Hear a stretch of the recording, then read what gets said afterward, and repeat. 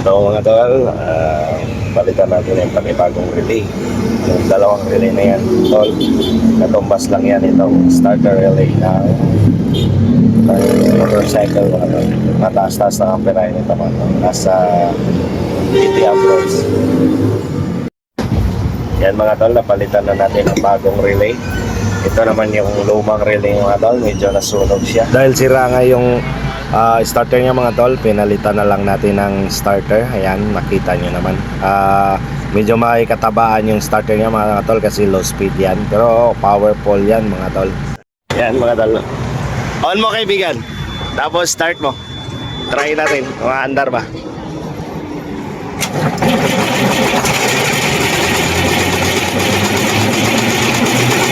Mga tol, ginamitan na nila mga ipagbabawal na technique. Okay! Okay! Okay, start!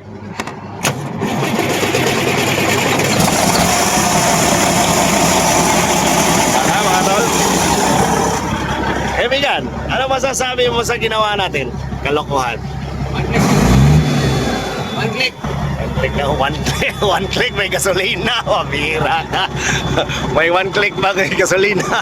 Ito na yung kabuuan ng bidyong to mga tol. Salamat po sa pagsubaybay ng bidyong to. Maraming salamat po.